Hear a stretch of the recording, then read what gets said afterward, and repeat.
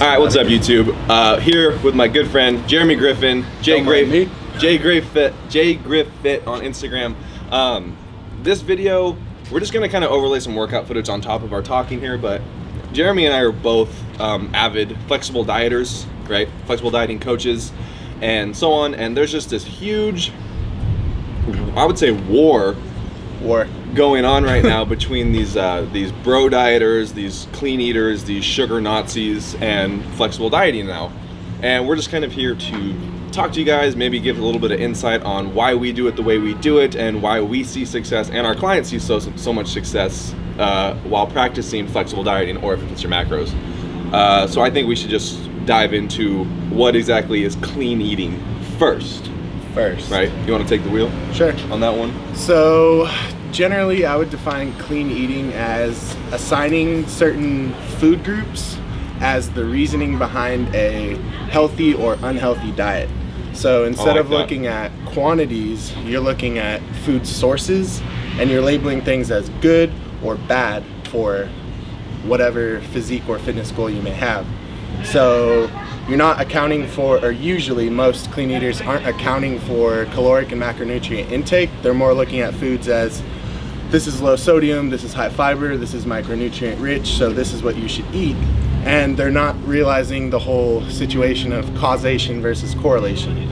Just because you're eating clean foods and weight loss is occurring doesn't mean that that's the mechanism behind the weight loss occurring. Or an optimal way to do it either. Correct. You know, and that's actually, I just want to dive off that real quick, because I'm sure you get clients 24/7. First of all, we both do have a very large online clientele, and I do train a lot of, I don't know if you do in person, yeah. I'm a PT on the side, online coach full-time. Okay, so and I'm the opposite. I'm in person. I own my own gym in Ramona for about over 2 years now. I do that full-time, and I just started diving into personal or online training on the side. But I think we both have had plenty of clients when they come to me and I say, you know, okay, what's your diet look like? And every time their answer is, oh, you know, I eat pretty good. You know, and okay, that's pretty good. Oh, you know, I eat clean the majority of the time. I eat clean the majority of the time. Oh, well, you know, this is good for overweight guys. I get this for my overweight men that come to me a lot. I eat good, I just can't lose weight. Well, what's your diet look like? You know, eggs in the morning, chicken, rice, vegetables, like 5-6 times a day, like I eat clean. And let me just put it this way: if you're eating chicken, rice, and vegetables 5 to 6 times a day, the chances are you're in a calorie surplus. You know, definitely. Your body does not care what your calorie makeup is. If you're eating more calories than your body needs, you're going to gain weight. You're not going to lose weight. And then vice versa. If you're eating under, you're going to lose weight. You know, there's plenty of scientific studies of doctors just eating the diet of Twinkies and losing weight. I'm not saying to just eat Twinkies to lose weight, but I'm saying calories in versus calorie out is one very big constant that will always be there when you're trying to gain or lose weight. Correct. And there is nothing wrong with eating chicken and broccoli 6 times a day, every day. Well, every day, yeah, there is something wrong with that. But often, it's just that typically there's a strong correlation between these people that Nick just referenced when they come to you and they're telling you, I eat pretty healthy, I just can't lose weight. They often don't know what a macronutrient is. That's very true. Or they don't know how to track their macronutrients. Some of these people will be able to tell you, I eat about 2,000 calories, and some of these people don't even know how to even equate for calories. So there is a spectrum here, but it's just basically the concept that eating clean is fine, but you need to have a grasp on your macronutrients and calories first and foremost. That is like the foundation, and then from there, you can adding in some variety and flexibility is only going to help your chances for making this a lifestyle, not a 12-week thing. And I think that's where we can kind of transition this conversation now into why we feel flexible dieting is the better choice. I'm gonna be honest, a lot of my online clients are spillover clients from bad coaches. That's straight up. I don't promote myself as an online coach, and it's more people who say, like, I literally was just telling you about this in the gym. Yep. I was on a phone call last night with a girl who had a coach, just got off a show. She's up like 30 pounds post-show already, and she told me, I'm mentally afraid to eat carbs because my coach told me they were so bad for me and my body does not do well on carbs. Brutal.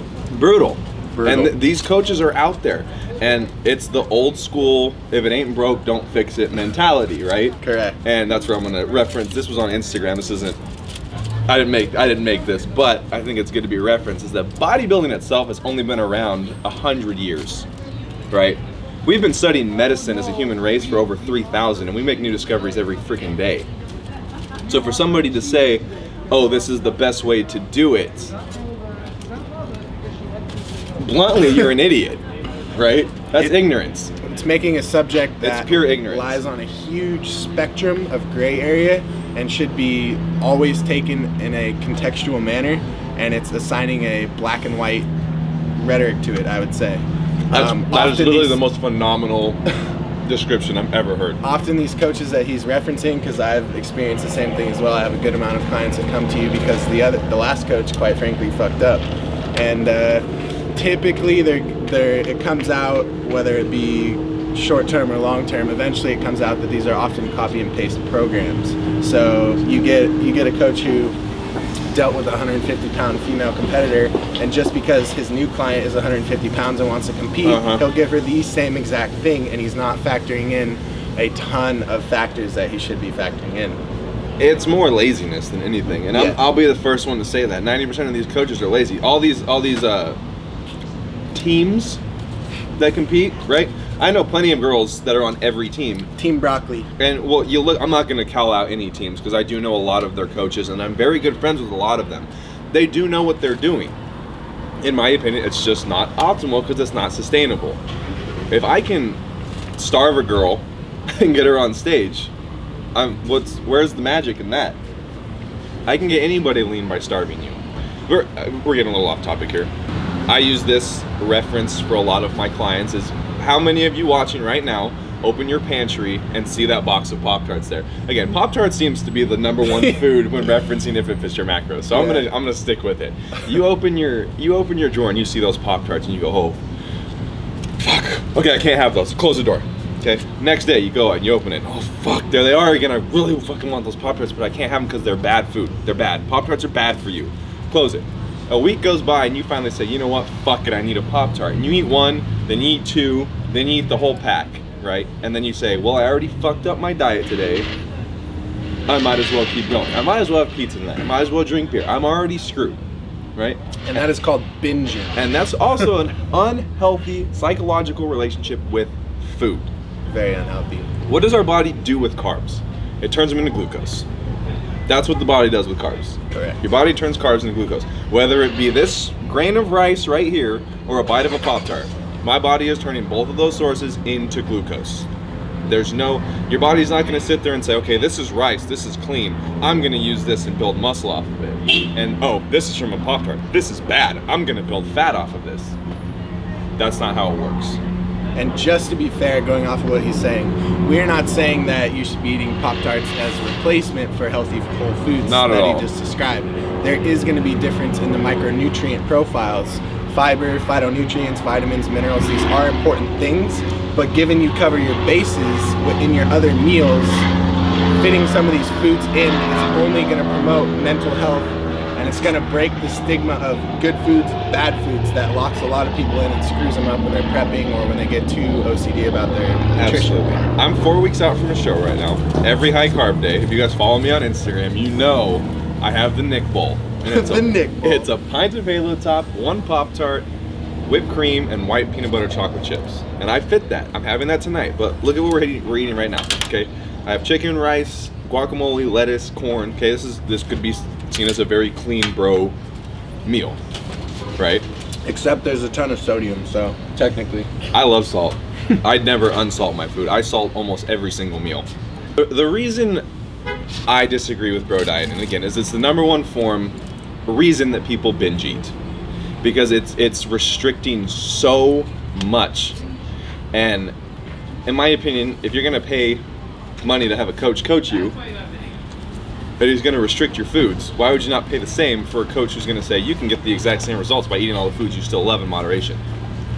Correct. It's a difference in teaching you how to eat according to your goals, or copy and pasting. To use a metaphor, teaching you how to fish versus serving you fish. Love a that. meal plan, it's not teaching you anything. I mean, you can sit there and ask your coach, why'd you do this, why'd you do that? They might not want to answer those questions. Yeah, but why'd you do that? Well, because it was already on my plan, computer. It's not expanding your relationship with food at all or teaching you anything new about nutrition. You start to associate the foods that are on the meal plan with, oh, these foods are why I look the way I do. These foods are why I get the results that I do. And that is just not the case. That is a correlation, not a causation. You could have replaced meal 5 with a Pop-Tart and gotten the same or equal, the same results. or similar results. Yes. And again, going off of the certain foods do certain things to the body, I don't know how many times I've heard a client or a trainer go, yeah, I switch all my clients to fish 3 weeks out to thin their skin. I don't know where this came from. I don't know what guru said this, but I encourage you watching right now, if you have a problem with that, I encourage you to please send us the science study that proves that eating fish thins your skin. Comment below, please. Please give me that link, because I would love to read it. Now, we're gonna get the commenters that say, so you're telling me I can eat a Pop-Tart, but what about all the sugar content that's gonna kill me in 3 years? Correct. Right? Now, there are certain protocols, there's certain, I guess the word's protocols, that I require myself and my clients to hit in order to freely flexible diet. Yep. And that being two things, mostly. Well, obviously I'm doing their macronutrients for them, but I'm making sure they have enough protein for optimal metabolic rate and improvements so they can continue to improve their metabolic rate over a period of time, and enough fiber intake to make sure that your body's functioning properly. Typically, I think higher carb is where most people feel the best. Typically, athletes are they're going to require more carbs. So it really depends what your fitness goals are. But I mean, if you're a competitor, you're an athlete. Yeah, if you're in the exactly. gym working out, you're an athlete. You're going to need to perform on higher carbs, period. There are some people that, they can't sustain moderate to high carb levels. They prefer to get those calories from fat just because they store too much of their carbs. It's just how their body is. But I would say more often than not, lower fat, higher carb. And we're not talking low fat. We're just talking, I mean, I think, what do you weigh right now? 205-ish? About 210. About 210, nice. Yes. And you're at what, 60 grams? Yeah, like literally 64 grams of carbs. Now for him, that's low. Fat. That's 64 considered fat. low for him. Very low. For a lot of people, that's not considered low. If we want to give you guys something to quantify, it's about 15% of my total calories is coming from fat. Only 15. See, And I personally keep my fats just a little bit higher, and I'm on prep right now. So again, fats have a direct correlation with hormone levels, especially testosterone. Yep. So in theory, higher fat intake will increase your testosterone levels. So when I'm on prep, my fat is a little bit higher. Right now, I'm right around 80 grams every day. 80. And that's on my low carbs and my high carb days. I keep my fats right at 80. Nice. Outside of the essential fat that you need for hormones, brain health, it helps your body. It's kind of the catalyst for absorbing vitamins and minerals and all those hormone levels. Outside of the necessary fat intake for those functions, generally carbs are going to be better suited as a high intake macronutrient. They're going to do a lot for you in terms of recovery. And I think overall aesthetics. Aesthetics, yeah. It's going to keep you fuller. It's going to allow you to lift more, lift longer, have better energy. In turn, build more muscle and make Yeah. your body composition leaner. Correct. Than you would by cutting them and losing that energy and not being able to have as much intensity. And I think that's where a lot of people go on stage saying, I felt very flat, I felt very stringy, I couldn't get a pump, and then the next day after they've binged that night, they go, holy shit, I woke up and I felt better than I did on stage day. Depleting too much, again, it just screws up your metabolism. The amount of metabolic damage created on your body is astounding by these coaches that get their clients on stage and then don't reverse diet them. It's, oh, you paid for your 12 weeks, see ya. 12 weeks is done, good luck. A lot of these coaches, I guess they call themselves prep coaches, are only concerned with the 12 weeks. And people I don't think they realize that after the 12 weeks are over. I'm not saying you're getting kicked to the curb, but they're not factoring in lifestyle factors. I think that a lot of these prep coaches don't really even understand how to properly reverse diet clients. And I think if they did, they would add that. They would understand the importance of it and add it in their prep packages. Correct, yeah. Instead of just saying, you prepped, we prepped you, see ya. I mean, I don't see why they wouldn't. It would. People shy away from, it's very easy for the human mind to go with what everybody says, right? And I think that's where clean eating has its biggest standpoint. It's because it's very natural for the human mind to say, well, everybody's saying this is right. That's comfortable. Everybody mainly being the media, and then it trickles down from there. That's comfortable. I'm going to agree with them, right? And then you have these rebels, right, saying, no, you can eat, vaguely, you can eat whatever the hell you want and still get in shape, as long as overall calories and macronutrient makeup are equated for and calculated. You can pretty much, you can eat whatever the fuck you want and still get shredded. That's what I'm going to say. As long as overall calories are controlled and your macronutrients are calculated. And that's uncomfortable to hear. Yeah. Because everyone's going, what the hell? There's no way. You've been telling us this whole time that processed foods are bad. What's a processed food? That's what I'll ask you guys. Tell me what a processed food is. Silence. Right? Now, I stopped drinking milk because it's so processed. I switched to almond milk. Yeah. Well, by definition, almond milk's a processed food. Yeah, I'm not seeing too much difference there. You know, so these people, like I said, it's just, like he said, it's just media, it's just these gurus, dieters, it's these prep coaches, these if it ain't broke, don't fix it coaches saying, you know, cut out sugars, cut out carbs, cut out sodium, do a ton of cardio, eat less calories, and you're gonna get on stage and you're gonna look great. And I think that's very blueprint. It does work. We see it work. We see clients get on stage lean, but it's easy. It's comfortable for them because they see it work. Again, you can starve somebody and put them on stage. I think it takes a real coach, somebody who has a real passion for this, to step outside of their box, learn info as it comes in and as the sport evolves, and be able to amplify that and change their methods according to science. Yep, and always, I think a good sign of a coach is someone who's always open to learning new information, staying up to date with the new information. So just because, like with the old school coaches, they often were taught by someone older than them and it was passed down to them, and they're just reiterating kind of textbook old school information. Whereas as a coach right now, I strive to basically stay up to date on different research reviews and literally be looking at new studies the month that it comes out. And it's not an end all be all, oh, this said this, so this is it. It's, oh, okay, well that goes against what I've been told, so let's try this out. Or, you know, and then in a year it could get disproved. But the point is, you evolving can't with sit the back sport and be stubborn and make your clients suffer because you're not willing to admit you were wrong about something you have been practicing for a year or more or whatever. Absolutely. I started as a clean eater. So did I. I think we all did. Insisted. I mean, when I was trying out helping people for free, I insisted they do what I did. And guess what? I had to grab my balls a year later and tell them, you know what, I'm sorry, I was wrong. And you know, I was the same way with my clients. Low carb, clean eating, keep the sugars low. And what happened was my clients are coming in every week going, yeah, I was really bad this weekend. I went crazy this weekend. And they feel horrible about themselves. And I would punish them. Right. Well, I wouldn't punish them, but I would, you know, you're never going to get anywhere if you eat like that. You need to be disciplined. You need to be disciplined. What the fuck does discipline have to do? You know what's discipline? Taking out your phone and tracking your intake. You know what I mean? I get, you know, because I've been more adamant about posting my flexible dieting mythologies lately in the past couple of weeks, and the DMs I get are astounding to me. You know, you don't understand basic biology of the body. Pop-Tarts have no nutritional value to them at all. I never said they did.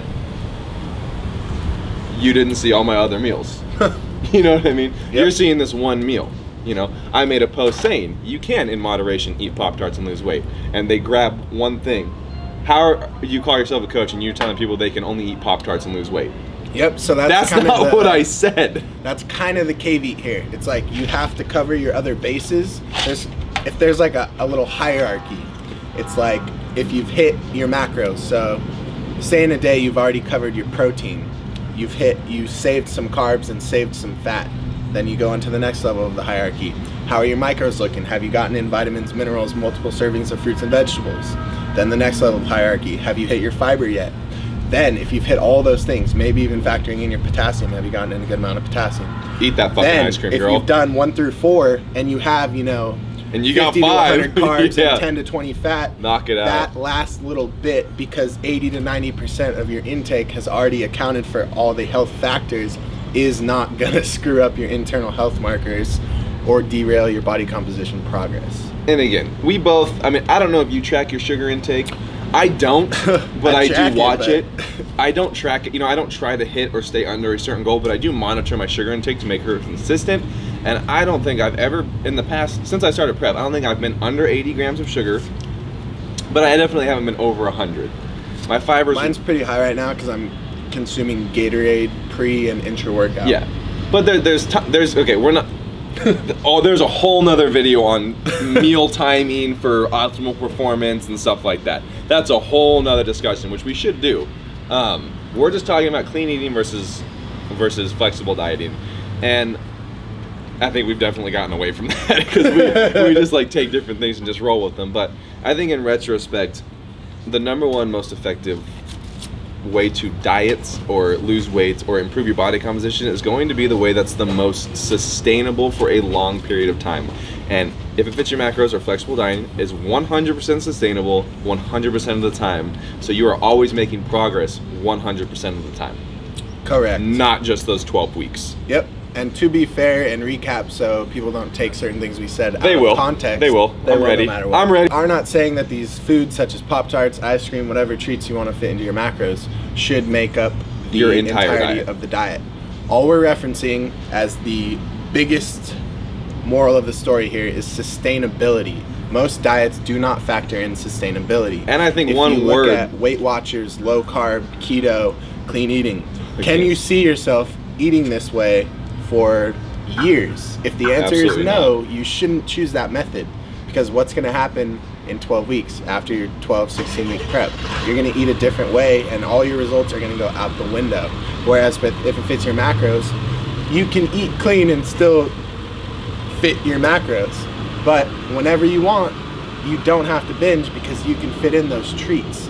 Mental health. I think it's more of a when I'm craving something, I'm gonna have it and curb that craving. Correct. That's the way I look at flexible dieting. Because again, I enjoy eating quote unquote clean. Yeah. I enjoy eating chicken, rice, ground beef, when egg you're not whites, forced to, eggs. Yeah, you enjoy it. I enjoy it. And again, I'm a man who needs my fucking ice cream and my fucking Pop-Tarts, and I have those every 3 days. I'm 4 weeks out from a show. And Every 3 days. Every 3 days. That's my high carb day. I'm 2 low, 1 high right now. But that's for my mental health, like Jeremy said. I am not a slave to my diet. I do not see foods as good or bad. I have no anxiety when it comes to eating anything. I know that at the end of the day that my micronutrients and my macronutrients are calculated and controlled, and I can make choices accordingly, and I'm still well on my way to attaining all my goals. Correct. I think we're both a little passionate about it. I was just gonna say, I think tangents come from passion for a certain thing, because they're all related. If this was like rehearsed, like, oh, we're gonna do this to stir the pot a little bit, it would be a lot easier for us to stick to a script. But I think when it shows that somebody does have a passion for it, is when they start ranting over little things that piss them off, you know. So I think we'll just end it there, because I feel like before we go on another tangent. So I want to thank you guys for watching. If you guys want to talk shit, make sure you hit the comment below. Make sure you thumbs down this video. It's going to be really important. Yeah, and if you are a flexible dieter and you're not a slave to your diet, you're not a piece of shit, give us a thumbs up. Give us a positive comment. Jeremy's link for his YouTube and his Instagram is in the link below. Make sure you guys subscribe to my channel so you can talk shit on more of my videos, because I really love it. I love the support. About 1,000 subs? I just hit it. Big day. I already hit it. All right, and I'll catch up with you guys in the next video. Thank you for watching.